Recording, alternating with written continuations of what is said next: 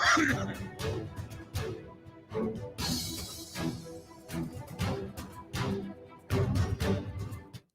ਸ਼੍ਰੀ ਅਕਾਲ। ਤੁਸੀਂ ਜੁੜੇ ਹੋਏ ਹੋ ਪੰਜਾਬੀ ਰੇਡੀਓ USA ਦੇ ਨਾਲ ਤੇ ਮੈਂ ਹਾਂ ਪ੍ਰਵੀਨ ਸ਼ਰਮਾ ਲੈ ਕੇ ਹਾਜ਼ਰ ਹਾਂ ਪ੍ਰੋਗਰਾਮ ਖਬਰ ਤੇ ਨਜ਼ਰ।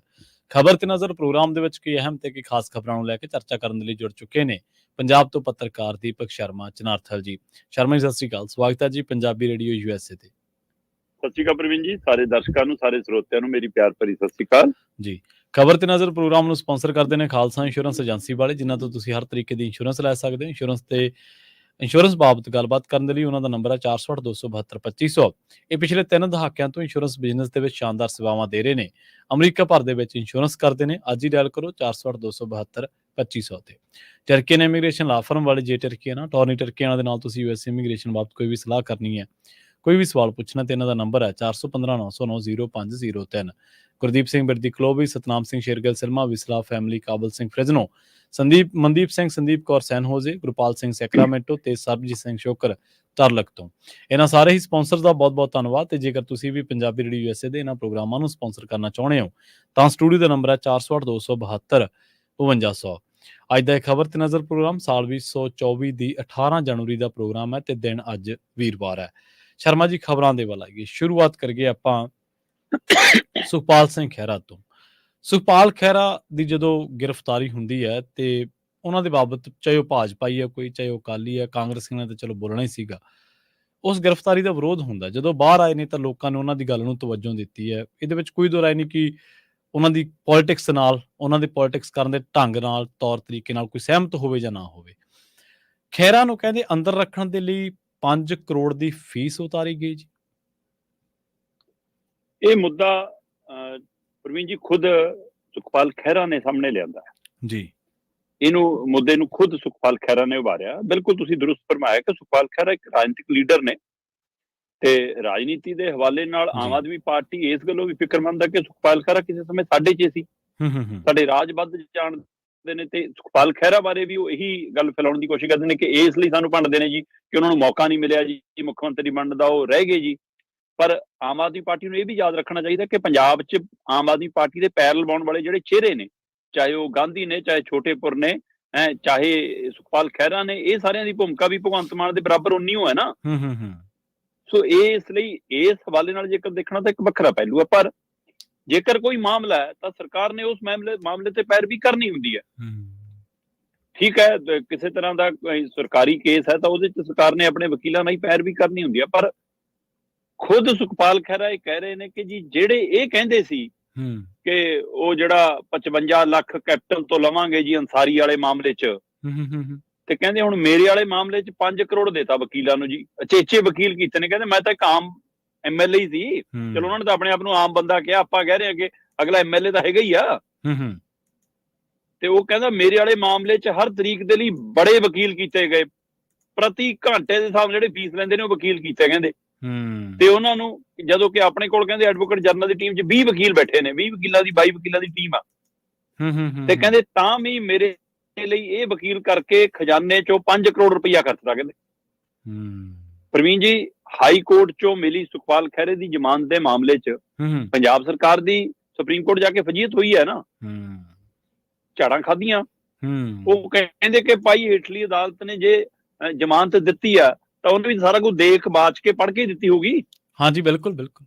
ਕਹਿੰਦੇ ਠੀਕ ਹੈ, ਮਾਮਲਾ ਤੁਹਾਡੇ ਜਿਹੜੇ ਦੋਸ਼ ਨੇ ਉਹ ਗੰਭੀਰ ਨੇ, ਪਰ ਮਾਮਲਾ ਤਾਂ ਦੇਖ ਲਓ ਕਿ 2015 ਦਾ, 2024 'ਚ ਯਾਦ ਆਈ ਤੁਹਾਨੂੰ ਸੁਖਪਾਲ ਖਹਿਰੇ ਦੀ। ਕਹਿੰਦੇ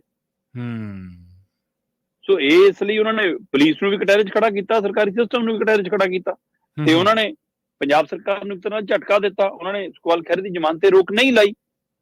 ਪਰ ਸੁਖਪਾਲ ਖਹਿਰਾ ਕਹਿੰਦਾ ਕਿ ਮੈਨੂੰ ਇਸ ਗੱਲ ਦਾ ਜਵਾਬ ਦੇ ਦਿਓ ਕਿ ਮੇਰੇ ਲਈ ਜੇਕਰ ਕਰੋੜਾਂ ਖਰਚਦੇ ਹੋ ਤੁਸੀਂ ਵਕੀਲ ਦੇ ਉੱਤੇ, ਹੁਣ ਇਹਦੀ ਫੀਸ ਖਜ਼ਾਨੇ ਤੇ ਬੋਝ ਨਾ ਪਾਇਓ। ਮਾਨ ਸਾਹਿਬ, ਜਿਵੇਂ ਕੈਪਟਨ ਤੋਂ ਵਸੂਲਦੇ ਹੋ 55 ਲੱਖ, ਉਵੇਂ ਆਪਣੇ ਕੋਲੋਂ ਦਿਓ ਫਿਰ 5 ਕਰੋੜ।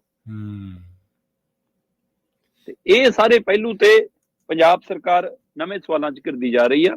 ਤੇ ਸੁਖਪਾਲ ਖਹਿਰਾ ਬਿਲਕੁਲ ਰਾਜਨੀਤਿਕ ਲੀਡਰ ਨੇ ਤੇ ਉਹਨਾਂ ਨੇ ਆਪਣੀ ਉਹ ਬੇਬਾਕੀ ਨੂੰ ਅਜੇ ਕਾਇਮ ਰੱਖਿਆ, ਬਾਹਰ ਰੱਖ ਕੇ ਉਹਨਾਂ ਨੇ ਫਿਰ ਇੱਕ ਤਰ੍ਹਾਂ ਨਾਲ ਸਰਕਾਰ ਨੂੰ ਕਟਹਿਰੇ 'ਚ ਖੜਾ ਕੀਤਾ। ਪਰ ਉਹ ਫਿਲਹਾਲ ਉਹ ਆਪਣੇ ਹਵਾਲੇ ਨਾਲ ਅਜੇ ਗੱਲ ਕਰ ਰਹੇ ਨੇ। ਅਜੇ ਪੰਜਾਬ ਦੇ ਹਵਾਲੇ ਨਾਲ ਗੱਲਬਾਤ ਸ਼ੁਰੂ ਕਰਨੀ ਆ ਉਹਨਾਂ ਨੇ, ਮੈਨੂੰ ਲੱਗਦਾ ਫਿਰ ਉਹਨਾਂ ਮੁੱਦਿਆਂ ਤੇ ਉਹ ਆਉਣਗੇ। ਪਰ ਇਹ ਸਾਰੇ ਘਟਨਾਕ੍ਰਮ ਦੀ ਔਰ ਆਹ ਹਵਾਲੇ ਦੀ ਹੁਣ ਪੰਜਾਬ 'ਚ ਨਵੇਂ ਸਿਰਿਓਂ ਚਰਚਾ ਹੋ ਰਹੀ ਆ। ਹੂੰ ਇਹ ਵੀ ਤਾਂ ਖਜ਼ਾਨੇ ਦੀ ਲਟਾਈ ਆ ਫਿਰ ਤਾਂ। ਜੀ ਜੀ ਬਿਲਕੁਲ ਤੁਸੀਂ ਖਹਿਰੇ ਨਾਲ ਰਾਜਨੀਤਿਕ ਤੌਰ ਤੇ ਭਿੜਨਾ ਭਿੜੋ, ਤੁਸੀਂ ਅਦਾਲਤ ਵਿੱਚ ਕੇਸ 'ਚ ਭਿੜਨਾ ਭਿੜੋ। ਜੇ ਸੁਖਪਾਲ ਖਹਿਰਾ ਇਸ ਮਾਮਲੇ 'ਚ ਦੋਸ਼ੀ ਆ ਤਾਂ ਅਦਾਲਤ ਦੇ ਵਿੱਚ ਵਕੀਲਾਂ ਦੀ ਫੌਜ ਰਾਹੀਂ ਲੜੋ, ਹੂੰ ਪਰ ਉਹ ਜਿਹੜੇ ਐਡਵੋਕੇਟ ਜਨਰਲ ਤੇ ਉਹਦੀ ਟੀਮ ਰੱਖੀ ਆ ਉਹਦੇ ਰਾਹੀਂ ਲੜੋ ਨਾ।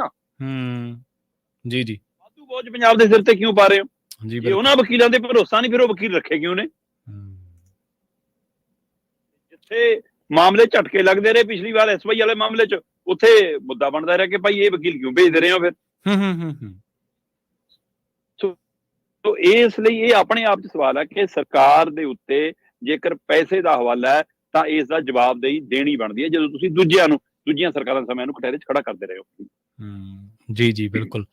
ਤੇ ਸ਼ਰਮਾ ਜੀ ਇੱਕ ਗੱਲ ਤਾਂ ਹੈਗੀ ਕਿ ਚਲੋ ਉਹਨਾਂ ਦੀ ਪੋਲਿਟਿਕਸ ਨਾਲ ਕੋਈ ਜਿਵੇਂ ਆਪਾਂ ਕਹਿ ਕੇ ਹਟੇ ਆ, ਪਰ ਤੁਸੀਂ ਦੇਖੋ ਕਿ ਜਦੋਂ ਤੋਂ ਉਹ ਬਾਹਰ ਆਏ ਨੇ ਉਦੋਂ ਤੋਂ ਸ਼ਾਇਦ ਉਹਨਾਂ ਦੀ ਗੱਲ ਨੂੰ ਉਸ ਤੋਂ ਪਹਿਲਾਂ ਜਿੰਨੀ ਤਵੱਜੋ ਮਿਲਦੀ ਸੀ ਉਹਦੇ ਨਾਲ ਸ਼ਾਇਦ ਜ਼ਿਆਦਾ ਮਿਲ ਰਹੀ ਹੈ, ਔਰ ਸਰਕਾਰ ਦੇ ਕਿਸੇ ਮੰਤਰੀ ਨੇ ਜਾਂ ਕਿਸੇ ਹੋਰ ਨੇ, ਸਰਕਾਰ ਦੇ ਨੁਮਾਇੰਦੇ ਨੇ ਉਹਨਾਂ ਦੀਆਂ ਗੱਲਾਂ ਦਾ ਹਾਲੇ ਤੱਕ ਖੰਡਨ ਨਹੀਂ ਕੀਤਾ ਜਿਹੜੀਆਂ ਗੱਲਾਂ ਉਹਨਾਂ ਨੇ ਬਾਹਰ ਆ ਕੇ ਕੀਤੀਆਂ।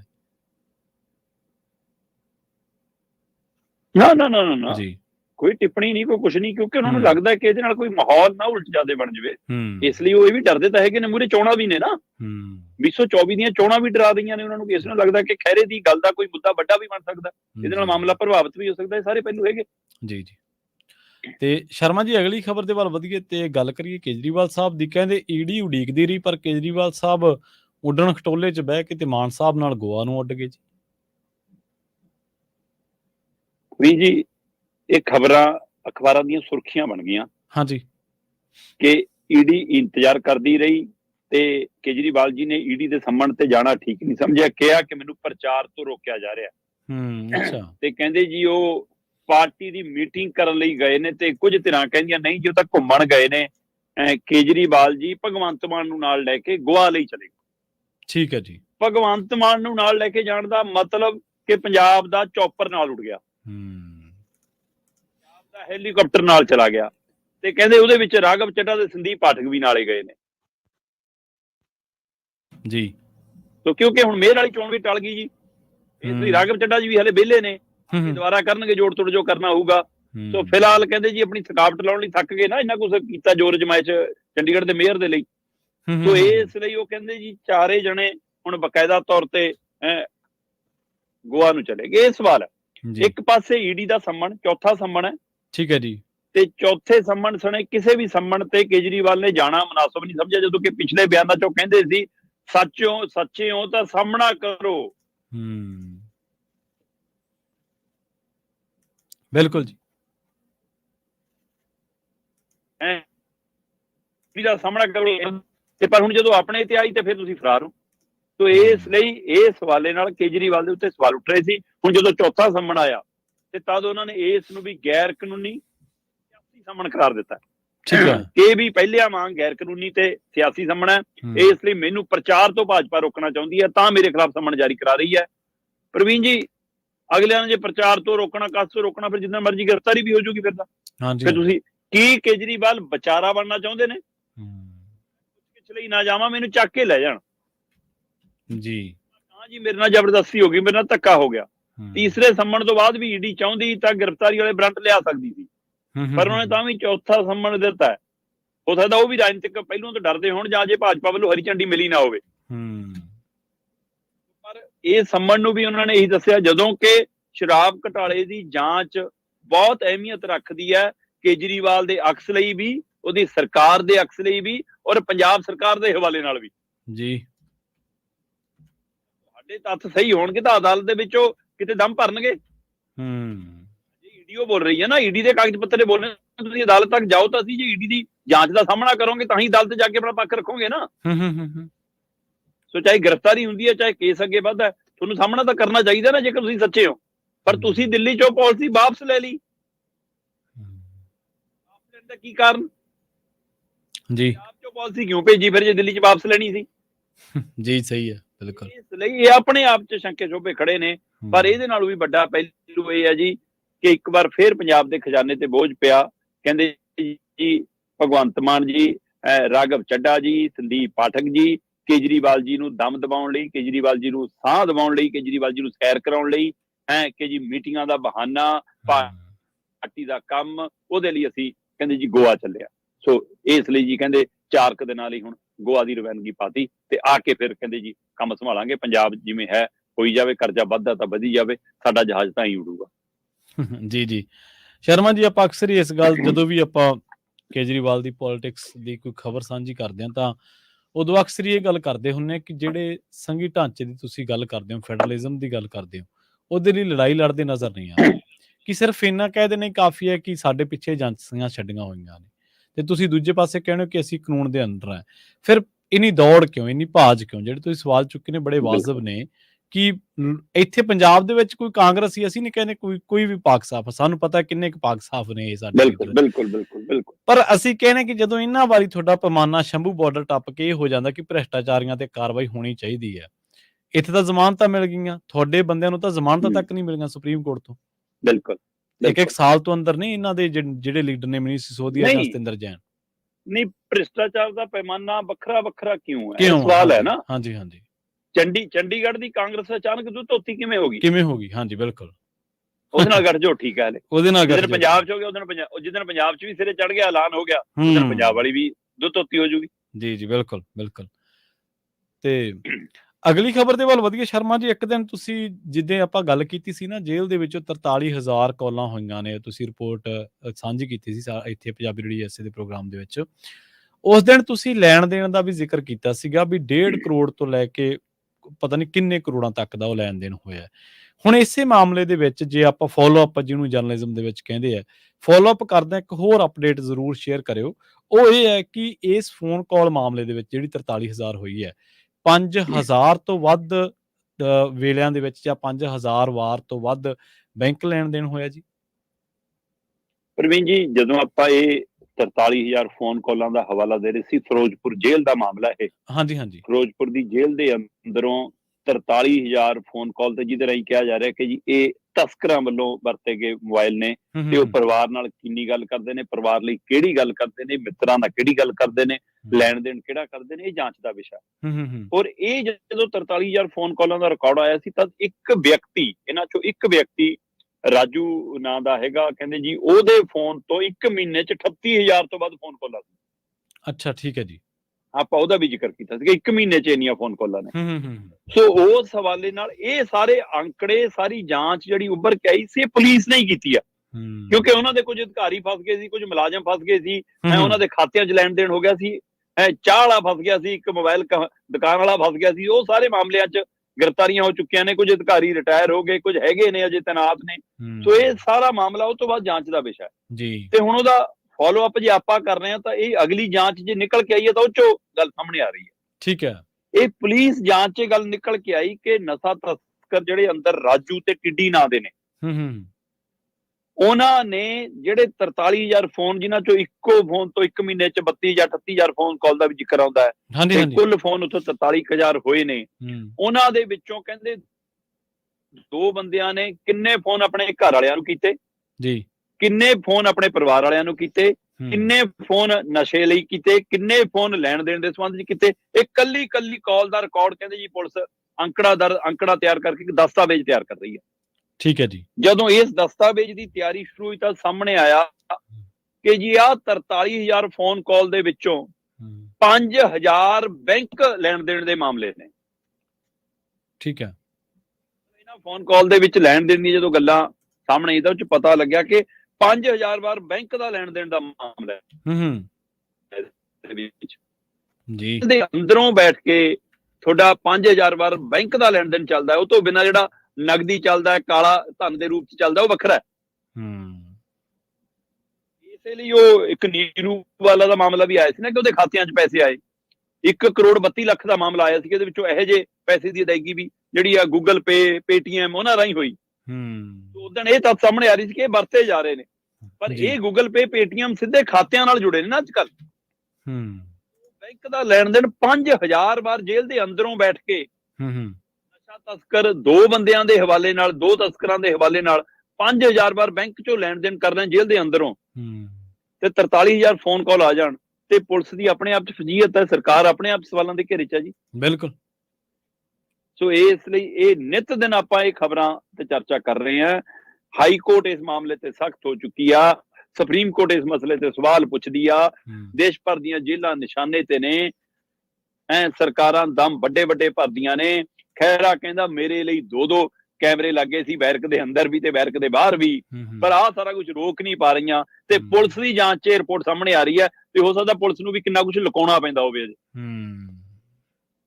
ਕਿਉਂਕਿ ਜਿੰਨਾ ਬਾਜ ਉਧੜੂਗਾ ਉਹਨੇ ਪੁਲਿਸ ਅਧਿਕਾਰੀ, ਪੁਲਿਸ ਵਿਭਾਗ, ਪੁਲਿਸ ਮੁਲਾਜ਼ਮ, ਗ੍ਰਹਿ ਵਿਭਾਗ, ਸਰਕਾਰ ਵੀ ਸਵਾਲਾਂ ਦੇ ਘੇਰੇ 'ਚ ਆ ਰਹੀ ਹੈ ਨਾ। ਤਾਂ ਵੀ ਕੁਛ ਨਾ ਕੁਛ ਤਾਂ ਸਾਹਮਣੇ ਦੱਸਣਾ ਹੀ ਪਊਗਾ ਨਾ। ਇੰਨਾ ਕਿ 43,000 ਫੋਨ ਕਾਲ ਘਰੇ ਹਾਲ ਚਾਲ ਪੁੱਛਣ ਲਈ ਤਾਂ ਹੋ ਨਹੀਂ ਸਕਦੇ।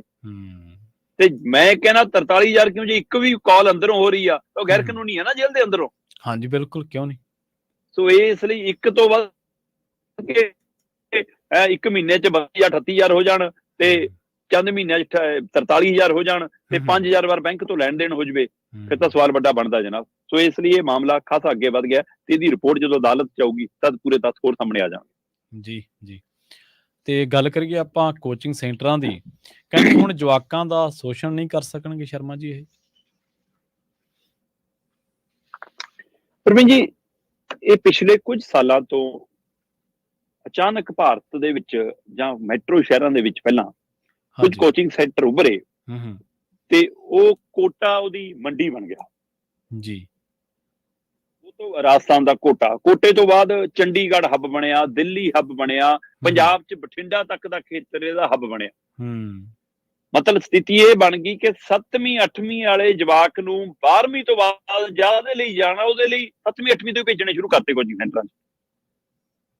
ਇੱਥੋਂ ਤੱਕ ਸਿਸਟਮ ਚੱਲਿਆ ਕਿ ਸਕੂਲਾਂ ਦੇ ਵਿੱਚ ਡੰਮੀ ਐਡਮਿਸ਼ਨ, ਪ੍ਰਾਈਵੇਟ ਸਕੂਲਾਂ ਨੂੰ ਕਿਹਾ ਕਿ ਤੁਹਾਡਾ ਰਿਜ਼ਲਟ 100% ਲਿਆਉਣਾ ਸਾਡੀ ਜ਼ਿੰਮੇਵਾਰੀ ਕੋਚਿੰਗ ਸੈਂਟਰਾਂ ਦੀ, ਤੁਸੀਂ ਆਪਣੀ ਪੂਰੀ ਫੀਸ ਵਸੂਲੋ, ਜਵਾਕ ਤੁਹਾਡੇ ਸਕੂਲ 'ਚ ਨਹੀਂ ਆਊਗਾ, ਜਵਾਕ ਕੋਚਿੰਗ ਸੈਂਟਰ ਜਾਇਆ ਕਰੂਗਾ। ਅੱਛਾ, ਠੀਕ ਹੈ। ਤੇ ਨਿਆਣੇ ਕਾਗਜ਼ਾਂ 'ਚ ਸਕੂਲ 'ਚ ਹਾਜ਼ਰੀ ਲੱਗਦੀ ਹੈ, ਨਿਆਣਾ ਕੋਟਾ ਬੈਠਾ, ਨਿਆਣਾ ਬਠਿੰਡੇ ਬੈਠਾ, ਨਿਆਣਾ ਅੰਬਾਲੇ ਬੈਠਾ, ਨਿਆਣਾ ਚੰਡੀਗੜ੍ਹ ਦਿੱਲੀ ਬੈਠਾ, ਕੋਚਿੰਗ ਸੈਂਟਰ ਲੈ ਰਿਹਾ। ਤੇ ਉਹ ਕੋਚਿੰਗ ਸੈਂਟਰਾਂ 'ਚ ਕੋਚਿੰਗ ਲੈਣ ਦੇ ਲਈ ਇਹ ਕੋਚਿੰਗ ਸੈਂਟਰ ਮੁਰਗੀ ਖਾਨੇ ਵਾਲਾ ਹਾਲ ਹੈ ਜੀ। ਓ ਅੱਛਾ। ਪ੍ਰਵੀਨ ਜੀ, ਇਹਨਾਂ 'ਚ ਐਡਮਿਸ਼ਨ ਵੀ ਟੈਸਟ ਹੁੰਦਾ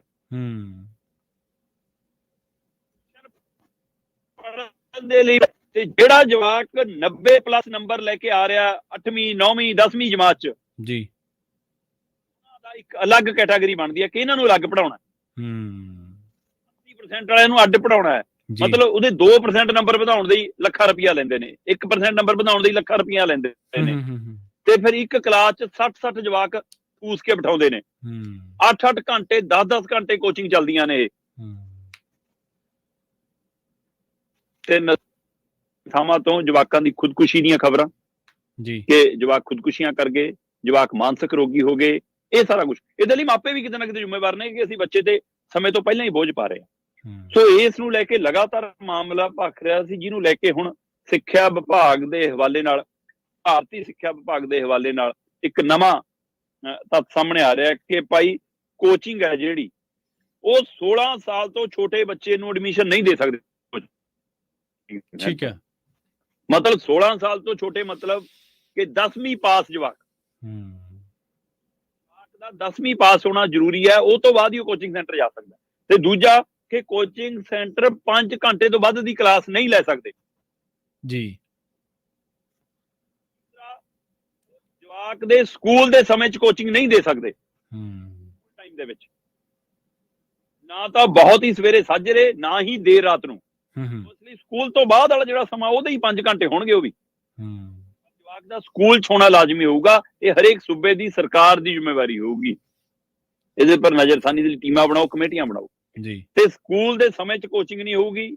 ਵਿਦਿਆਰਥੀਆਂ ਦਾ ਇੱਕ ਅਨੁਪਾਤ ਤੈਅ ਹੋਊਗਾ ਕਿ ਇੱਕ ਕਲਾਸ 'ਚ 20 ਜਵਾਕ 25 ਜਵਾਕ ਬੈਠ ਸਕਦੇ ਨੇ। ਪ੍ਰਵੀਨ ਜੀ, ਕਈ ਥਾਵਾਂ ਤੇ ਚੰਡੀਗੜ੍ਹ 'ਚ ਜਿਵੇਂ ਸ਼ੋਰੂਮ ਨੇ, ਸਿੰਗਲ ਪੌੜੀਆਂ ਚੜ੍ਹਦੀਆਂ ਨੇ ਉੱਪਰ, ਉੱਪਰ ਚੜ੍ਹ ਕੇ ਇੱਕ ਸ਼ੋਰੂਮ ਬਣਿਆ। ਉਸ ਸ਼ੋਰੂਮ ਦੇ ਵਿੱਚ 12x12 ਦਾ ਕਮਰਾ, 10x10 ਦਾ ਕਮਰਾ, ਉਹਦੇ ਵਿੱਚ 40-40 ਜਵਾਕ ਬਿਠਾਏ ਨੇ ਤੇ ਉਸੇ ਪੌੜੀਆਂ 'ਚ ਥੱਲੇ ਉਤਰਦੇ ਹੋਏ ਰਾਹ 'ਚ ਮੀਟਰ ਲੱਗਿਆ। ਠੀਕ ਹੈ। ਕਈ ਥਾਵਾਂ ਤੇ ਅੱਗ ਲੱਗਣ ਦੀਆਂ ਘਟਨਾਵਾਂ ਆਈਆਂ, ਧੂਆਂ ਹੋਇਆ ਤੇ ਜਵਾਕਾਂ ਨੂੰ ਉਤਰਨ ਦਾ ਕੋਈ ਰਾਹ ਹੀ ਨਹੀਂ ਸੀ ਹੋਰ ਪਾਸੇ। ਹੋਇਆ ਇਹ ਬਿਲਕੁਲ ਜੀ ਜੀ। ਇਸ ਲਈ ਇਹ ਸਾਰੇ ਹਵਾਲਿਆਂ ਨੇ ਇਸ ਗੱਲ ਦੇ ਉੱਤੇ ਧਿਆਨ ਦਿਵਾਇਆ ਕਿ ਭਾਈ ਇਹ ਬੱਚਿਆਂ ਨੂੰ ਠੂਸ ਕੇ ਨਹੀਂ ਬਿਠਾ ਸਕਦੇ, ਇੱਕ ਤੈਅ ਅਨੁਪਾਤ ਰੱਖਣਾ ਪਊਗਾ ਤੇ ਤੁਹਾਨੂੰ ਆਪਣੀ ਵੈਬਸਾਈਟ ਤੇ ਜਾਣਕਾਰੀ ਦੇਣੀ ਪੈਣੀ ਹੈ ਕਿ ਇੰਨੇ ਜਵਾਕ ਨੇ, ਇੰਨੇ ਟੀਚਰ ਨੇ, ਇੰਨੇ ਕਲਾਸਰੂਮ ਨੇ, ਆਹੀ ਸਮਾਂ ਸਾਰਨੀ ਆ ਸਾਡੀ। ਔਰ ਅਧਿਆਪਕਾਂ ਦਾ ਜਿਹੜੇ ਰੱਖੇ ਗਏ ਨੇ ਉਹਨਾਂ ਦਾ ਕੋਈ ਕ੍ਰਾਈਟੇਰੀਆ ਹੋਣਾ ਚਾਹੀਦਾ ਹੈ, ਉਹਨਾਂ ਦਾ ਸਿੱਖਿਆ ਦਾ ਕੋਈ ਪੱਧਰ ਹੋਣਾ ਚਾਹੀਦਾ ਹੈ। ਸੋ ਇਹ ਗੱਲਾਂ ਕੋਈ ਸਖਤ ਕੀਤੀਆਂ ਨੇ ਤੇ ਜੇ ਜਵਾਕ ਵਿਚਾਲੇ ਕੋਚਿੰਗ ਛੱਡਦਾ ਹੈ ਤਾਂ ਉਹਦੀ ਫੀਸ ਵਾਪਸ ਕਰਨੀ ਪਊਗੀ ਬਾਕੀ ਸਮੇਂ ਦੀ। ਠੀਕ ਹੈ, ਅੱਛਾ। ਤੇ ਜਿੰਨੀ ਫੀਸ ਨਾਲ ਤੁਸੀਂ ਕੋਰਸ 'ਚ ਦਾਖਲਾ ਦਿੱਤਾ ਹੈ ਉਹ ਫੀਸ ਲੈਣ ਤੋਂ ਬਾਅਦ ਤੁਸੀਂ ਉਸੇ ਕੋਰਸ ਦੀ ਫੀਸ ਵਧਾ ਕੇ ਹੋਰ ਫੀਸ ਨਹੀਂ ਦੁਬਾਰਾ ਵਸੂਲ ਸਕਦੇ। ਸੋ ਪਰ ਇਹ ਨਿਯਮ ਲਾਗੂ ਹੋ ਜਾਣ ਜੀ। ਉਹ ਕਹਿੰਦੇ ਜੀ ਰਜਿਸਟ੍ਰੇਸ਼ਨ ਹੋਣੀ ਜ਼ਰੂਰੀ ਹੈ ਕੋਚਿੰਗ ਸੈਂਟਰ ਦੀ, ਔਰ ਜਿਹੜੇ ਸੈਂਟਰ ਦੀ ਜਿਸ ਤਰ੍ਹਾਂ ਦੀ ਰਜਿਸਟ੍ਰੇਸ਼ਨ ਹੈ ਉਹ ਉਸ ਰਜਿਸਟ੍ਰੇਸ਼ਨ ਦੇ ਨਾਂ ਤੇ ਹੋਰ ਉਹਦੀਆਂ ਬ੍ਰਾਂਚਾਂ ਨਹੀਂ ਖੋਲ ਸਕਦਾ। ਜਿੱਥੇ ਵੀ ਖੁੱਲੂਗੀ ਉੱਥੇ ਦੀ ਰਜਿਸਟ੍ਰੇਸ਼ਨ ਹੋਣੀ ਲਾਜ਼ਮੀ ਹੈ। ਤੇ ਜੇਕਰ ਇਹ ਸਾਰੇ ਨਿਯਮ ਤੋੜ ਦੇਣ ਤਾਂ ਪਹਿਲੀ ਵਾਰ 25,000 ਜੁਰਮਾਨਾ, ਦੂਜੀ ਵਾਰ 1 ਲੱਖ ਜੁਰਮਾਨਾ, ਤੀਜੀ ਵਾਰ ਰਜਿਸਟ੍ਰੇਸ਼ਨ ਰੱਦ। ਇਹ ਕਾਗਜ਼ਾਂ ਦੇ ਉੱਤੇ ਤਾਂ ਨਿਯਮ ਖਾਸੇ ਸਖਤ ਦਿਖਦੇ ਨੇ ਜੀ ਕਿ ਜਵਾਕਾਂ ਦਾ ਸ਼ੋਸ਼ਣ ਨਹੀਂ ਹੋਊਗਾ, ਜਵਾਕਾਂ ਨਾਲ ਬਦਸਲੂਕੀ ਨਹੀਂ ਹੋਊਗੀ, ਧੱਕਾਸ਼ਾਹੀ ਨਹੀਂ ਹੋਊਗੀ, ਪਰ ਹਕੀਕਤ ਦੇ ਵਿੱਚ ਕਿੰਨੇ ਕੁ ਅਮਲੀ ਰੂਪ ਚ ਆਉਣਗੇ ਇਹ ਵੇਖਣ ਵਾਲੀ ਗੱਲ ਹੈ। ਕਿਉਂਕਿ ਇਹ ਕੋਚਿੰਗ ਸੈਂਟਰਾਂ ਦੇ ਪਿੱਛੇ ਵੀ ਰਾਜਨੀਤਿਕ ਧਿਰਾਂ ਦਾ ਪੈਸਾ ਧੇਲਾ ਲੱਗਿਆ ਹੁੰਦਾ, ਅਸ਼ੀਰਵਾਦ ਹੁੰਦਾ, ਜਾਂ ਇਹਨਾਂ ਸੈਂਟਰਾਂ ਰਾਹੀਂ ਰਾਜਨੀਤਿਕ ਪਾਰਟੀਆਂ ਨੂੰ ਫੰਡ ਆਉਂਦੇ। ਸੋ ਇਹ ਕੀ ਕਾਗਜ਼ੀ ਕਾਰਵਾਈ ਹੈ, ਗੋਗਲੂਆਂ ਤੋਂ ਮਿੱਟੀ ਝਾੜਨ ਵਾਲਾ, ਜਾਂ ਸੱਚਮੁੱਚ ਹਕੀਕਤ ਕੁਝ ਹੋਊਗਾ, ਇਹ ਆਉਣ ਵਾਲਾ ਸਮਾਂ ਦੱਸੇਗਾ ਜਦੋਂ ਇਸ ਰੂਪ ਦੇ ਵਿੱਚ ਕੋਈ ਕਾਰਵਾਈਆਂ ਹੁੰਦੀਆਂ ਨਜ਼ਰ ਆਈਆਂ।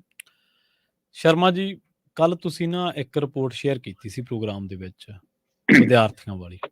98% ਵਿਦਿਆਰਥੀਆਂ ਕੋਲ ਸਮਾਰਟਫੋਨ ਹੈ ਤੇ ਪਤਾ ਨਹੀਂ ਕਿੰਨੇ ਫੀਸਦੀ ਵਿਦਿਆਰਥੀ ਪੰਜਾਬੀ ਜਾਂ ਉਚਾਰਨ ਸਹੀ ਨਹੀਂ ਕਰ ਸਕਦੇ, ਪੜ੍ਹ ਨਹੀਂ ਸਕਦੇ। 25% ਜਵਾਕ ਜਿਹੜੇ 12ਵੀਂ ਤੱਕ ਵਾਲੇ ਨੇ, 8ਵੀਂ 9ਵੀਂ ਤੋਂ ਲੈ ਕੇ 12ਵੀਂ ਤੱਕ ਵਾਲੇ, ਉਹ ਦੂਜੀ ਜਮਾਤ ਦਾ ਕਾਇਦਾ ਨਹੀਂ ਪੜ੍ਹ ਪਾਏ। ਹਾਂਜੀ, ਬਿਲਕੁਲ। ਸਿੱਖਿਆ ਦਾ ਜਿਹੜਾ ਮੰਤਵ ਸੀਗਾ ਨਾ ਸ਼ਰਮਾ ਜੀ, ਉਹ ਸੀਗਾ ਸਮਾਜ ਦੇ ਵਿੱਚ ਚੰਗਾ ਉਸਾਰੂ ਸੋਚ ਵਾਲਾ ਇੱਕ ਸੱਭਿਅਕ ਬੰਦਾ ਪੈਦਾ ਕਰਨਾ। ਇਸੇ ਸਿੱਖਿਆ ਦਾ ਤਾਂ ਮੰਤਵ ਇਹੀ ਸੀ ਨਾ। ਜਦੋਂ ਪੁਰਾਤਨ ਸਮਿਆਂ ਦੇ ਵਿੱਚ ਵੀ ਜਦੋਂ ਕਿਸੇ ਨੂੰ ਗੁਰੂਕੁਲ ਦੇ ਵਿੱਚ, ਜਦੋਂ ਕਿਸੇ ਨੂੰ ਮਦਰਸੇ ਦੇ ਵਿੱਚ ਭੇਜਿਆ ਜਾਂਦਾ ਸੀਗਾ ਤੇ ਉਹਨੂੰ ਇਹ ਕਿਹਾ ਜਾਂਦਾ ਸੀਗਾ ਕਿ ਇਹਨੂੰ ਇਲਮ ਹੋਵੇ, ਗਿਆਨ ਕੀ ਹੈ, ਤੇ ਉਸ ਇਲਮ ਦੇ ਨਾਲ ਇਹ ਸਮਾਜ ਦੇ ਵਿੱਚ ਬਿਹਤਰ ਕੀ ਹੋ ਸਕੇ, ਇੱਕ ਚੰਗਾ ਕਰੈਕਟਰ ਕੀ ਹੋ ਸਕੇ, ਚੰਗਾ ਚਰਿੱਤਰ ਨਿਰਮਾਣ ਕੀ ਹੋ ਸਕੇ, ਉਹਦੇ ਵਿੱਚ ਆਪਦਾ ਯੋਗਦਾਨ ਪਾਵੇ ਤੇ ਇੱਕ ਚੰਗੇ ਕਰੈਕਟਰ ਵਾਲਾ ਇਨਸਾਨ ਸਮਾਜ ਦੇ ਵਿੱਚ ਆਵੇ, ਜਿਹਦੀ ਕਿ ਸਮਾਜ ਨੂੰ ਬਹੁਤ ਜ਼ਿਆਦਾ ਲੋੜ ਰਹਿੰਦੀ ਹੈ। ਇਹਨਾਂ ਚੀਜ਼ਾਂ ਦੇ ਵਿੱਚੋਂ ਖੁਦ ਗੁਜ਼ਰਦੇ ਰਹੇ ਆ। ਮੈਂ ਖੁਦ ਸਟਾਫ ਸਿਲੈਕਸ਼ਨ ਕਮਿਸ਼ਨ ਦੇ ਪੇਪਰ ਦੀ ਤਿਆਰੀ ਕਰਦਾ ਰਿਹਾ ਵਾਂ। ਇੰਨਾ ਮਾੜਾ ਵਿਹਾਰ ਕਈ ਵਾਰੀ ਕੁਛ ਪੜ੍ਹਾਉਣ ਵਾਲੇ ਕਰਦੇ ਆ, ਉਹ ਜਵਾਕਾਂ ਦੇ ਵਿੱਚ ਕੰਪੀਟੀਸ਼ਨ ਪੈਦਾ ਕਰ ਦਿੰਦੇ ਆ। ਬਿਲਕੁਲ ਬੇਟਾਈਮੀਆਂ ਕਲਾਸਾਂ ਲੈਂਦੇ ਆ, ਜਿਹਦੇ ਵਿੱਚ ਕਈ ਜਵਾਕਾਂ ਨਾਲ ਕ੍ਰਾਈਮ ਵੀ ਹੋ ਜਾਂਦਾ, ਕਿਉਂਕਿ ਉਹਨਾਂ ਦੀ ਦੁਕਾਨਦਾਰੀ ਇਹ ਅਸਲ ਦੇ ਵਿੱਚ ਉਹਨਾਂ ਨੂੰ ਪੈਸਾ ਚਾਹੀਦਾ। ਜੇ ਤੜਕੇ 4 ਵਜੇ ਅਧਿਆਪਕ ਨੂੰ ਬੁਲਾ ਲਿਆ, ਉਹਨੂੰ ਕਹਿੰਦੇ ਕਿ 40-45 ਬੱਚਿਆਂ ਦੀ ਕਲਾਸ ਸ਼ੁਰੂ ਕਰ, ਔਰ ਕੋਈ ਸੇਫਟੀ ਦਾ ਇੰਤਜ਼ਾਮ ਨਹੀਂ, ਕੋਈ ਉਹਨਾਂ ਦੇ ਬਹਿਣ ਉੱਠਣ ਦਾ ਕੋਈ ਇੰਤਜ਼ਾਮ ਨਹੀਂ, ਕੋਈ ਉਹਨਾਂ ਨੂੰ ਰੈਸਟ ਨਹੀਂ, ਔਰ ਉਹ ਇਸ ਤਰ੍ਹਾਂ ਪੜ੍ਹਾ ਰਹੇ ਨੇ। ਔਰ ਜਿਹੜਾ ਬੰਦਾ ਇਸ ਕੰਜਸਟ ਮਾਹੌਲ ਦੇ ਵਿੱਚੋਂ ਨਿਕਲ ਕੇ ਸ਼ਰਮਾ ਜੀ ਕੋਈ IPS IAS ਕੁਛ ਵੀ ਬਣੂਗਾ, ਕੀ ਉਹ ਬੰਦਾ ਉਸਾਰੂ ਸੋਚ ਵਾਲਾ ਹੋਊਗਾ? ਤੁਹਾਨੂੰ ਲੱਗਦਾ ਜਿਹਦੇ ਨਾਲ ਖੁਦ ਨਾਲ ਸ਼ੋਸ਼ਣ ਹੋ ਰਿਹਾ, ਜਿਹੜਾ ਖੁਦ ਇੱਕ ਕੰਪੀਟੀਸ਼ਨ ਚੋਂ ਨਿਕਲਿਆ, ਇੱਕ ਦੌੜ ਚੋਂ ਨਿਕਲਿਆ, ਉਹ ਕਿੱਥੋਂ ਸਮਾਜ ਨੂੰ ਕਹੂਗਾ ਕਿ ਭਾਈ ਠਹਿਰਾ ਕਰੋ ਜਾਂ ਚੰਗੀਆਂ ਚੀਜ਼ਾਂ ਸੋਚੋ? ਉਹ ਖੁਦ ਫਿਰ ਉਸ ਰੇਸ ਚ ਪੈ ਜਾਊ। ਖੁੱਲਾ ਮਾਹੌਲ ਚਾਹੀਦਾ, ਖੁੱਲਾ ਮਾਹੌਲ ਚਾਹੀਦਾ। ਬਿਲਕੁਲ, ਬੜੀ ਉਸਾਰੂ ਸੋਚ ਚਾਹੀਦੀ, ਕਿਉਂਕਿ ਇਹ ਛੋਟੇ ਅਹੁਦਿਆਂ ਦੀਆਂ ਤਿਆਰੀਆਂ ਨਹੀਂ ਹੁੰਦੀਆਂ, ਬੈਂਕਿੰਗ ਸੈਕਟਰ ਦੀਆਂ ਤਿਆਰੀਆਂ, ਸਿਵਲ ਸਰਵਿਸਿਜ਼ ਦੀਆਂ ਤਿਆਰੀਆਂ, ਇਹਦੇ ਚੋਂ ਜੁਡੀਸ਼ੀਅਰੀ ਲਈ ਬੰਦੇ ਜਾਂਦੇ ਆ, ਇਹਦੇ ਚੋਂ ਆਮ ਪ੍ਰਸ਼ਾਸਨ, ਲੋਕਲ ਪ੍ਰਸ਼ਾਸਨ ਲਈ ਸਟੂਡੈਂਟ ਜਾਂਦੇ ਆ। ਸੋ ਇੱਕ ਸੁਹਿਰਦ ਮਾਹੌਲ ਜ਼ਰੂਰ ਹੋਣਾ ਚਾਹੀਦਾ, ਜਿਹੜਾ ਘੱਟੋ ਘੱਟ ਮਨੁੱਖ ਨੂੰ ਮਨੁੱਖ ਰੱਖਦਾ ਹੋਵੇ। ਮੇਰੀ ਸੋਚ ਇਹ ਹੈ। ਮਨੁੱਖ ਰੱਖਦਾ ਜੀ। ਬਿਲਕੁਲ ਬਿਲਕੁਲ ਬਿਲਕੁਲ। ਤੇ ਅਗਲੀ ਖਬਰ ਦੇ ਵੱਲ ਵਧੀਏ। ਕਹਿੰਦੇ ਕਮਲ ਤਾਂ ਖਿੜਦਾ ਚਿੱਕੜ ਚ ਹੀ ਆ, ਪਰ ਜਦੋਂ ਕਮਲ ਖਿੜਦਾ ਨਾ ਦੇਖਿਆ ਤੇ ਕਹਿੰਦੇ ਚਿੱਕੜ ਹੀ ਖਿਲਾਰਤਾ। ਸ਼ਰਮਾ ਜੀ, ਗੱਲ ਗਈ ਕਿੱਧਰ ਨੂੰ? ਪ੍ਰਵੀਨ ਜੀ, ਮਸਲਾ ਸੀ ਤੇ ਭਾਜਪਾ ਹਾਰਦੀ ਸਪਸ਼ਟ, ਤੇ ਭਾਜਪਾ ਦੇ ਕੋਲ 15 ਹੀ MC ਰਹਿ ਗਏ ਨੇ, ਸਣੇ MP ਮਿਲਾ ਕੇ। MP ਦੀ ਵੋਟ ਸਣੇ ਵੀ, ਤੇ ਦੂਏ ਪਾਸੇ ਕਾਂਗਰਸ ਤੇ ਆਮ ਆਦਮੀ ਪਾਰਟੀ, ਚਾਹੇ ਇਹ ਬੇਮੇਲ ਦਾ ਰਿਸ਼ਤਾ, ਜਿਵੇਂ ਆਪਾਂ ਕਹਿੰਦੇ ਸੀ ਕਿ ਭਾਜਪਾ ਤੇ ਜਿਵੇਂ ਅਕਾਲੀ ਦਲ ਦਾ ਰਿਸ਼ਤਾ ਕਿ ਕੋਈ ਬਣਦਾ ਨਹੀਂ ਗਾ ਇਹਨਾਂ ਦਾ ਆਪਸੀ ਸਿਧਾਂਤਕ ਰਿਸ਼ਤਾ, ਉਸੇ ਤਰ੍ਹਾਂ ਕਾਂਗਰਸ ਜਿਹਨੂੰ ਭ੍ਰਸ਼ਟਾਚਾਰੀ ਦੱਸਦੇ ਸੀ ਤੇ ਆਪਣੇ ਆਪ ਨੂੰ ਇਮਾਨਦਾਰ ਦੱਸਦੇ ਸੀ, ਉਹਨਾਂ ਨਾਲ ਗੱਠ ਜੋੜੇ ਆਪਣੇ ਆਪ ਚ, ਪਰ ਫਿਰ ਵੀ ਅਗਲੇ ਨੇ ਗਿਣਤੀ ਆਪਣੀ 20 ਕਰ ਲਈ ਜੀ, ਤੇ 20 ਦੇ ਹਵਾਲੇ ਨਾਲ ਜਿੱਤ ਰਹੇ ਸੀ। ਪਰ ਆਪਾਂ ਲਗਾਤਾਰ ਪਿਛਲੇ 2 ਦਿਨ ਤੋਂ ਇਹ ਗੱਲ ਕਰ ਰਹੇ ਸੀ ਕਿ ਜਦੋਂ ਤੱਕ ਮੇਅਰ ਨਹੀਂ ਬਣਦਾ ਆਮ ਆਦਮੀ ਪਾਰਟੀ ਦਾ, ਤਦ ਤੱਕ ਜਲਦਬਾਜ਼ੀ ਹੈ। ਕਾਗਜ਼ਾਂ ਤੇ ਜਿੱਤੇ ਦਿਖਦੇ ਆ, ਭਾਜਪਾ ਇੰਨੀ ਛੇਤੀ ਛੱਡਣ ਵਾਲੀ ਨਹੀਂ। ਅਗਲੇ 8 ਸਾਲ ਤੋਂ ਹਰ ਹੀਲੇ ਜਿੱਤਦੇ ਆ ਰਹੇ ਨੇ, ਕੋਈ ਨਾ ਕੋਈ ਤਰੀਕਾ ਅਪਣਾ ਕੇ ਜਿੱਤਦੇ ਆ ਰਹੇ ਨੇ। ਔਰ ਇਸ ਵਾਰ ਫਿਰ ਉਹੀ ਕੁਝ ਵਾਪਰਿਆ ਚੋਣਾਂ ਵਾਲੇ ਦਿਨ। ਜਦੋਂ ਭਾਜਪਾ ਨੂੰ ਲੱਗਿਆ ਕਿ ਸਾਡਾ ਕਮਲ ਖਿਲ ਨਹੀਂ ਰਿਹਾ, ਖਿਲਰ ਰਿਹਾ, ਤਾਂ ਉਹਨਾਂ ਨੇ ਚਿੱਕੜ ਖਿਲਾਤਾ ਜੀ। ਪ੍ਰਵੀਨ ਜੀ, ਚੰਡੀਗੜ੍ਹ ਦੇ ਮੇਅਰ ਦੀ ਚੋਣ ਹੋਵੇ ਤੇ ਨਗਰ ਨਿਗਮ ਦਾ ਸੈਕਟਰੀ ਉਸ ਦਿਨ ਬਿਮਾਰ ਹੋ ਜਾਵੇ ਜਿੱਦਣ ਨਾਮਜ਼ਦਗੀਆਂ ਵਾਪਸ ਹੋਣੀਆਂ ਹੋਣ, ਤੇ ਪੀਏ ਨੂੰ ਸੌਂਪ ਕੇ ਆ ਜਾਣ ਤੇ ਰੌਲਾ ਇਹ ਪੈ ਜਾਵੇ ਜੀ ਪ੍ਰੈਜ਼ਾਈਡਿੰਗ ਅਫਸਰ ਦੇ ਹਵਾਲੇ ਨਾਲ, ਚੋਣ ਅਧਿਕਾਰੀ ਦੇ ਹਵਾਲੇ ਨਾਲ, ਕਿ ਨਹੀਂ ਜੀ ਇਹ ਨਹੀਂ ਮੰਨੀਆਂ ਜਾਣਗੀਆਂ, ਪੀਏ ਨੂੰ ਨਹੀਂ ਮੰਨੀਆਂ ਜਾਣਗੀਆਂ, ਇਹ ਤਾਂ ਜੀ ਉਸੇ ਨੂੰ ਨਾਮ ਵਾਪਸ ਦੇਣੇ ਪੈਣੇ ਨੇ। ਤੇ ਜੀ ਅਗਲੇ ਕਹਿੰਦੇ ਠੀਕ ਹੈ ਜੀ, ਉਹਨਾਂ ਨੇ ਅਧਿਕਾਰੀ ਨਾਲ ਗੱਲ ਕੀਤੀ ਸੋਢੀ ਸਾਹਿਬ ਨਾਲ, ਸੋਢੀ ਸਾਹਿਬ ਕਦੋਂ ਆਉਂਗੇ? ਕਹਿੰਦਾ ਜੀ ਕੱਲ ਨੂੰ ਮੈਂ 3 ਵਜੇ ਆਊਂਗਾ। ਉਹ ਦੂਏ ਦਿਨ 3 ਵਜੇ ਪਹੁੰਚ ਗਏ, ਸੋਢੀ ਸਾਹਿਬ 4:30 ਵਜੇ ਤੱਕ ਨਹੀਂ ਆਏ। ਫਿਰ ਕਹਿੰਦੇ ਜੀ ਸੋਢੀ ਸਾਹਿਬ ਤਾਂ ਹਟਾ ਤੇ ਜੀ, ਉਹਨੇ ਸਿਹਤ ਠੀਕ ਨਹੀਂ, ਉਹ ਤਾਂ ਬਿਮਾਰ ਨੇ ਜੀ, ਅਸੀਂ ਨਵੀਂ ਬੀਬੀ ਲਾਤੀ ਜੀ, ਉਹਦੇ ਕੋਲ ਵਾਪਸ ਲਾਓ ਜੀ ਕਾਗਜ਼ ਆਪਣੇ ਨਾਮ। ਠੀਕ ਹੈ ਜੀ। ਤੇ ਇਹ ਸਾਰੇ ਹਗਾਮੇ ਦੇ ਵਿੱਚ ਹੁਣ ਸਮਾਂ ਲੰਘ ਗਿਆ ਜੀ, ਹੁਣ ਨਹੀਂ ਹੋ ਸਕਦਾ ਜੀ। ਜਦੋਂ ਕਿ ਚੰਡੀਗੜ੍ਹ ਦੇ ਮੇਅਰ ਦੇ ਇਤਿਹਾਸ 'ਚ ਇਹ ਵੀ ਹੈ ਕਿ ਜਿੱਦਣ ਮੇਅਰ ਦੀ ਚੋਣ ਹੋਵੇ ਉਦਣ ਵੀ ਨਾਮ ਵਾਪਸ ਲੈਣ ਦੀ ਕਵਾਇਦ ਰਹਿੰਦੀ ਹੈ। ਠੀਕ ਹੈ, ਅੱਛਾ। ਪਰ ਕੱਲ ਜਦੋਂ ਮੇਅਰ ਦੀ ਚੋਣ ਹੋਣ ਜਾ ਰਹੀ ਸੀ ਤੇ ਜਿਹੜੇ ਕੈਂਡੀਡੇਟ ਕਹਿੰਦੇ ਸੀ ਅਸੀਂ ਮੇਅਰ ਦੇ ਉਹਦੇ ਤੋਂ ਨਾਮ ਵਾਪਸ ਲੈਣਾ, ਕਾਂਗਰਸ ਵਾਲਾ ਬੰਟੀ ਜੀ ਨੂੰ ਪੁਲਿਸ ਘੇਰ ਕੇ ਘੇਰਾਬੰਦੀ ਕਰ ਰਹੀ ਸੀ, ਜਾਂ ਦੂਸਰੇ ਆਮ ਆਦਮੀ ਪਾਰਟੀ ਦੇ ਸੀਨੀਅਰ ਡਿਪਟੀ ਮੇਅਰ ਨੇ ਉਹਦੇ ਦੇ ਨਾਮ ਵਾਪਸ ਲਏ ਸੀ, ਉਹ ਕਾਗਜ਼ਾਂ 'ਚ ਆਪਣੇ ਵੱਲੋਂ ਨਾਮ ਵਾਪਸ ਲੈ ਚੁੱਕੇ ਸੀ, ਪਰ ਉਧਰੋਂ ਮਨਜ਼ੂਰ ਨਾ ਹੋਣ ਕਰਕੇ ਅਜੇ ਤੱਕ ਉਮੀਦਵਾਰ ਵਜੋਂ ਦਰਜ ਸੀਗੇ ਜੀ। ਪਹਿਲਾਂ ਤਾਂ ਸੈਕਟਰੀ ਸਾਹਿਬ ਦੀ ਬਿਮਾਰੀ ਦਾ ਖੇਡ ਚੱਲਿਆ, ਤੇ ਕੱਲ ਜਦੋਂ ਵੋਟਾਂ ਸੀ ਉਸ ਸਮੇਂ ਸਵੇਰੇ 10 ਵਜੇ ਤੋਂ ਪਹਿਲਾਂ ਹੀ ਚੰਡੀਗੜ੍ਹ ਦੇ ਸੈਕਟਰ 17 ਦੇ ਵਿੱਚ ਨਗਰ ਨਿਗਮ ਦਫ਼ਤਰ ਦੇ ਬਾਹਰ 3 ਪਾਸਿਓਂ ਜਿਹੜੀ ਸੜਕਾਂ ਆਉਂਦੀਆਂ ਨੇ ਉਹ 3 ਪਾਸੇ ਬੈਰੀਕੇਡਿੰਗ ਕਰ ਲਈ ਪੁਲਿਸ ਨੇ ਜੀ। ਤੇ ਠੀਕ ਹੈ, ਉਹ ਬੈਰੀਕੇਡਿੰਗ ਇਹ ਲੱਗਦੀ ਹੈ ਕਿ ਚੋਣਾਂ ਦਾ ਮਾਮਲਾ ਭਾਈ ਸਮਰਥਕ ਆ ਜਾਂਦੇ ਨੇ, ਰੌਲਾ ਰੂਲਾ ਪੈਂਦਾ, ਇਸ ਲਈ ਆਰਾਮ ਨਾਲ ਚੋਣ ਹੋ ਸਕੇ, ਇਸ ਲਈ ਬੈਰੀਕੇਡਿੰਗ ਹੈ। 10 ਵਜੇ ਸਮਰਥਕ ਪਹੁੰਚਣੇ ਸ਼ੁਰੂ ਹੋ ਗਏ, 10:30 ਵਜੇ ਆਮ ਆਦਮੀ ਪਾਰਟੀ ਦੇ ਤੇ ਕਾਂਗਰਸ ਦੇ MC ਪਹੁੰਚਦੇ ਆ ਜੀ। ਠੀਕ ਹੈ ਜੀ। ਹੁਣ ਜਦੋਂ MC ਆਉਂਦੇ ਆ 10:30 ਵਜੇ ਤਾਂ ਪੁਲਿਸ ਉਹਨਾਂ ਨੂੰ ਅੰਦਰ ਨਹੀਂ ਜਾਣ ਦਿੰਦੀ।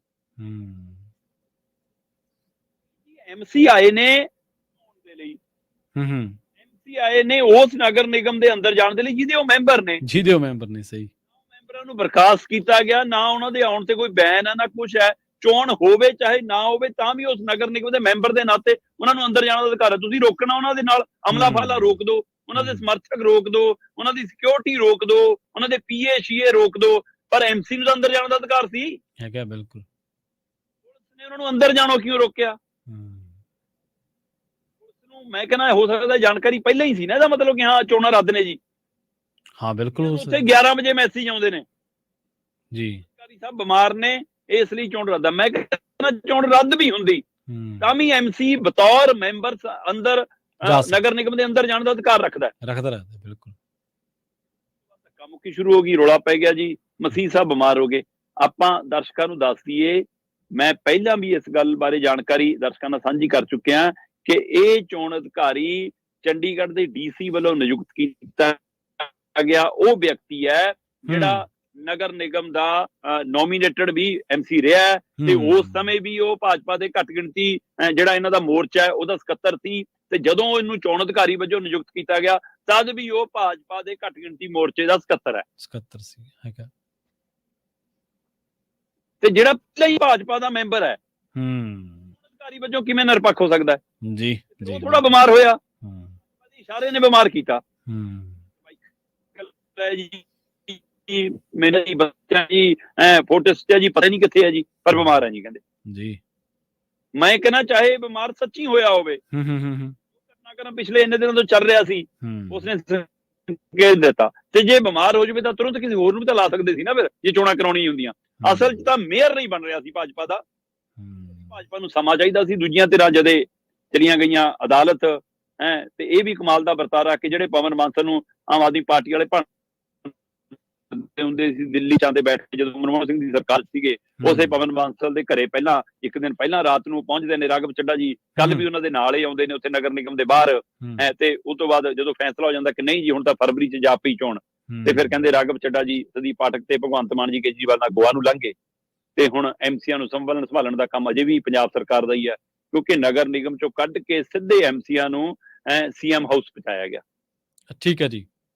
ਕਾਂਗਰਸੀਆਂ ਨੂੰ ਤੇ ਆਮ ਆਦਮੀ ਪਾਰਟੀ ਦੇ MCਆਂ ਨੂੰ ਕਹਿੰਦੇ ਜੀ ਡਰ ਸੀਗਾ ਕਿਤੇ ਭਾਜਪਾ ਚੱਕ ਨਾ ਲਵੇ, ਜਾਂ ਭਾਜਪਾ ਦੀ ਪੁਲਿਸ ਜਿਹੜੀ ਅਮਿਤ ਸ਼ਾਹ ਦੇ ਅਧੀਨ ਆਉਂਦੀ ਹੈ ਚੰਡੀਗੜ੍ਹ ਦੀ ਪੁਲਿਸ, ਉਹ ਗ੍ਰਿਫਤਾਰ ਨਾ ਕਰ ਲਵੇ, ਇਸ ਲਈ ਕਹਿੰਦੇ ਜੀ CM ਹਾਊਸ ਚੋਂ ਸੁਰੱਖਿਅਤ ਨੇ। ਠੀਕ ਹੈ।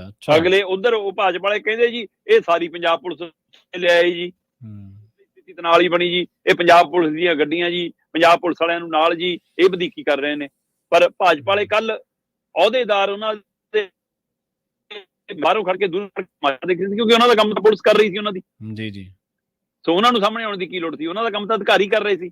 ਸੋ ਇਸ ਲਈ ਕੱਲ ਜਦੋਂ ਭਾਜਪਾ ਨੂੰ ਇਹ ਲੱਗਿਆ ਕਿ ਸਾਡਾ ਨਗਰ ਨਿਗਮ ਤੋਂ ਲਗਾਤਾਰ ਕਿਸੇ ਨਾ ਕਿਸੇ ਖਾਦ ਦੇ ਬਹਾਨੇ, ਕਿਸੇ ਨਾ ਕਿਸੇ ਕ੍ਰੋਸ ਵੋਟਿੰਗ ਦੇ ਬਹਾਨੇ ਜਾਂ ਰੱਦ ਦੇ ਬਹਾਨੇ ਅਸੀਂ ਆਪਣਾ ਮੇਅਰ ਬਣਾਉਂਦੇ ਆ ਰਹੇ ਹਾਂ, ਇਸ ਵਾਰ ਨਹੀਂ ਬਣ ਰਿਹਾ। ਜਦੋਂ ਕਮਲ ਨਾ ਖਿਲਿਆ, ਕਮਲ ਖਿਲਰਨ ਲੱਗਾ, ਤਦ ਉਹਨਾਂ ਨੇ ਚਿੱਕੜ ਖਿਲਾ ਦਿੱਤਾ ਜੀ। ਦੇਖੋ ਸ਼ਰਮਾ ਜੀ, ਅਕਸਰ ਹੀ ਕਿਹਾ ਜਾਂਦਾ ਕਿ ਜਿਹੜੀ ਡੈਮੋਕ੍ਰੈਟਿਕ ਸਿਸਟਮ ਆ, ਜਿਵੇਂ ਜਿਵੇਂ ਉਹ ਪੁਰਾਣਾ ਹੁੰਦਾ ਉਵੇਂ ਉਵੇਂ ਉਹ ਮੈਚੋਰਿਟੀ ਵੱਲ ਨੂੰ ਜਾਂਦਾ, ਪਰ ਇੱਥੇ ਪ੍ਰੈਕਟਿਸ ਉਲਟ ਲੱਗਦੀ ਹੈ। ਇੱਥੇ ਜਿਹੜੀਆਂ ਸ਼ਕਤੀਆਂ ਨੇ, ਪਾਵਰਾਂ ਨੇ, ਉਹ ਕੁਛ ਏਜੰਸੀਜ਼, ਕੁਝ ਫੋਰਸਸ ਦੇ ਹੱਥ ਆ ਰਹੀਆਂ ਨੇ। ਲੱਗਦਾ ਕਿ ਜਿਹੜੇ ਵਿੰਸਟਨ ਚਰਚਲ ਸੀਗੇ, ਤੁਸੀਂ ਤਾਂ ਸਾਹਿਤਕ ਬੰਦੇ ਹੋ, ਉਹਨਾਂ ਦੀਆਂ ਚੀਜ਼ਾਂ ਕਾਫੀ ਪੜ੍ਹੀਆਂ ਹੋਣੀਆਂ, ਉਹਨਾਂ ਦੇ ਕੋਟ, ਉਹਨਾਂ ਨੇ ਇੰਡੀਅਨ ਡੈਮੋਕ੍ਰੈਟਿਕ ਸਿਸਟਮ ਬਾਰੇ ਕਾਫੀ ਗੱਲਾਂ ਕਹੀਆਂ ਸੀ, ਜਿਹੜੀਆਂ ਸ਼ਾਇਦ ਕਈ ਵਾਰੀ ਲੱਗਦਾ ਕਿ ਸ਼ਾਇਦ ਹੁਣ ਅਪਲਾਈ ਹੋਣੀਆਂ ਸ਼ੁਰੂ ਹੋ ਚੁੱਕੀਆਂ ਨੇ। ਸ਼ਰਮਾ ਜੀ, ਇਹਨਾਂ ਖਾਸ ਖਬਰਾਂ ਤੇ ਖਾਸ ਜਾਣਕਾਰੀਆਂ ਦੇ ਲਈ ਤੁਹਾਡਾ ਬਹੁਤ ਬਹੁਤ ਧੰਨਵਾਦ ਜੀ। ਬਹੁਤ ਸ਼ੁਕਰੀਆ ਜੀ। ਜੁੜੇ ਰਹੋ ਪੰਜਾਬੀ ਰੇਡੀਓ USA ਦੇ ਨਾਲ। ਪ੍ਰੋਗਰਾਮ ਖਬਰ ਤੇ ਨਜ਼ਰ ਨੂੰ ਆਪਾਂ ਇੱਥੇ ਹੀ ਸਮਾਪਤ ਕਰਾਂਗੇ। ਆਪਣੇ ਨਾਲ ਜੁੜੇ ਸਨ ਪੰਜਾਬ ਤੋਂ ਪੱਤਰਕਾਰ ਦੀਪਕ ਸ਼ਰਮਾ ਚਨਾਰਥਲ ਜੀ, ਜਿਹੜੇ ਕਿ ਇੱਕ ਟਿੱਪਣੀਕਾਰ, ਇੱਕ ਵਿਸ਼ਲੇਸ਼ਕ, ਇੱਕ ਪੱਤਰਕਾਰ ਹੋਣ ਦੇ ਨਾਲ ਸਮਾਜਿਕ ਤੌਰ ਤੇ ਜਿਹੜੀਆਂ ਲਹਿਰਾਂ ਨੇ, ਸਮਾਜਿਕ ਕਾਰਕੁਨ ਵੀ ਨੇ, ਲੋਕਾਂ ਦੇ ਹੱਕ ਹਕੂਕ ਸੰਘਰਸ਼ਾਂ ਦੇ ਲਈ ਕੁੱਦਦੇ ਰਹਿੰਦੇ ਨੇ, ਹਮੇਸ਼ਾ ਸੰਘਰਸ਼ ਦੇ ਪਿੜਾਂ ਦੇ ਵਿੱਚ ਤੁਹਾਨੂੰ ਨਜ਼ਰ ਆਉਂਦੇ ਨੇ। ਇਹਨਾਂ ਦੇ ਨਾਲ ਹੀ ਕੱਲ ਫਿਰ ਮੁਲਾਕਾਤ ਹੋਏਗੀ, ਨਵੀਆਂ ਖਬਰਾਂ ਤੇ ਨਵੇਂ ਮਸਲਿਆਂ ਨੂੰ ਛੂਹਾਂਗੇ। ਬਹੁਤ ਬਹੁਤ ਧੰਨਵਾਦ। ਸਤਿ ਸ੍ਰੀ ਅਕਾਲ।